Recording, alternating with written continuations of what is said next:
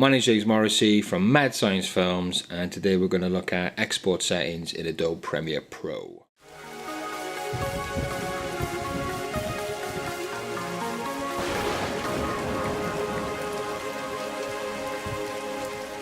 Today we're going to look at Adobe Premiere Pro export settings. I'm using version 13. As of 20th of January 2019, I'm on version 13 of Premiere Pro. And I want to look at exporting your projects and getting the best quality when exporting. Alright, so we're going to look at my project, which I have open. I'm on a Windows computer and I've got Adobe Premiere Pro open now. Now this is my sequence, and before we start, one thing to consider is your sequence settings. The sequence settings should match your original footage. So we go to the project window and right click properties on one of the videos. Why do I keep missing it? It is. And key things to consider is your image size, the frame rate, and the audio. You can see here I shot, this is using the GH2, I shot in full HD. Frame rate was 23.976 and source audio format was 48,000 Hertz. Right, so that's what I'm working with, that's what's in the sequence, and I'm good to export. So export, I'm on a Windows, so Windows computer is Control M.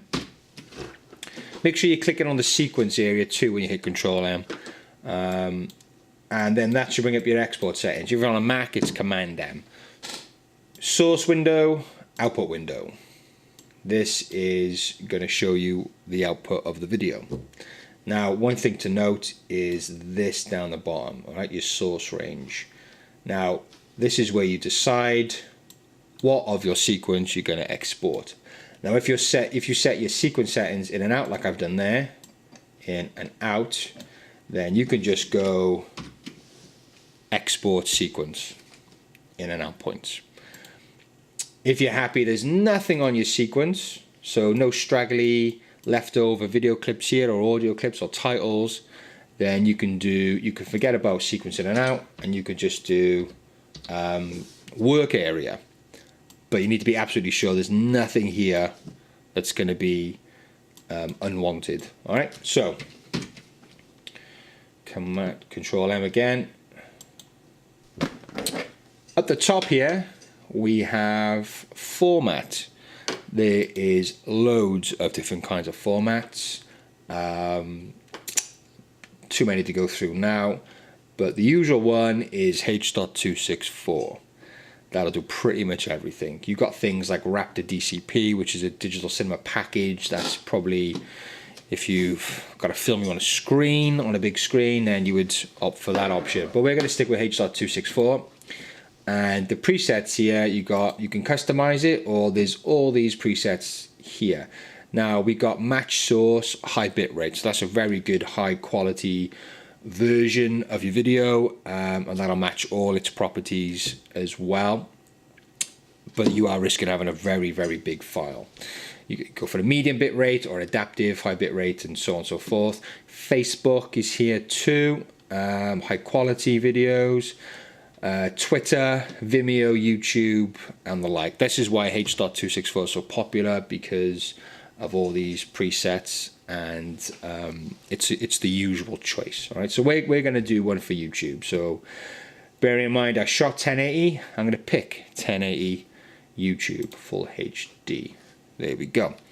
Now, next on the bottom is output name. So I click on this. I can decide where I'm going to save this file and what I'm going to name the file. I'll just keep it at that for now.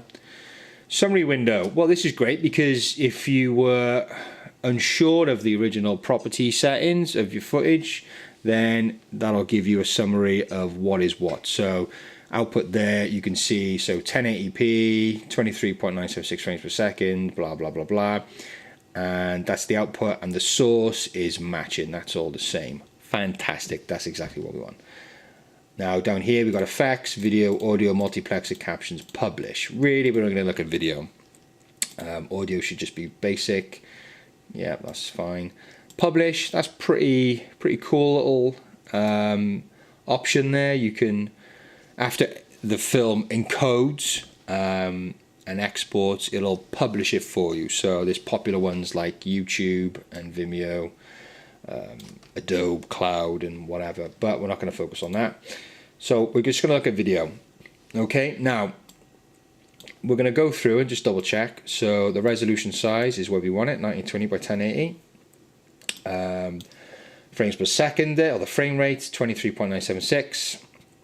That's fine. The aspect is 1.0 square pixels. If you change these, you're going to get, unless if you shot in anamorphic or something similar, like it just does all this, which you don't want. So you want to stick with square pixels, 1.0, and here we go. Now, render at maximum depth, click. This will just ensure it's rendering at the maximum bit depth, which obviously improves video quality, but takes a bit longer.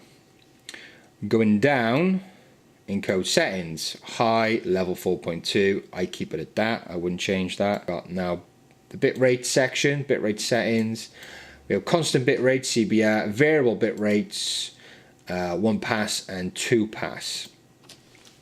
Now bitrate's important because that's how much data we are giving to the video per second. If you have a lot of motion, that's obviously going to affect how much bitrate is going to be needed for your video. So you need to think about that when you're deciding on your bitrate settings. Obviously, the more bitrates per second, the bigger the file. Now, you don't necessarily need to give all of your videos the highest bitrate. So the temptation now is to go all the way up to 62.5. That's just unnecessary. There is a little... there is something to keep in mind with bit rates and resolution of your video and what is required. So for, I've got it written down here, for 720p video, you only need about 7.5 megabits per second. For 1080p video, for online or DVD, you need 10 megabits per second, or up to 20 megabits per second for like Blu-ray. 4K is around 35 megabits per second. Okay, so we've got YouTube here, and we need to export our 1080p up to YouTube. So the best quality, we get, you know, the best bitrate, sorry, is around about, I say about, let's give it 15. All right.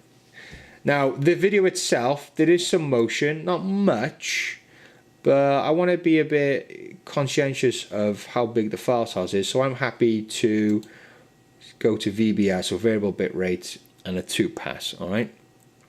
So again, I'm going to stick to about 15.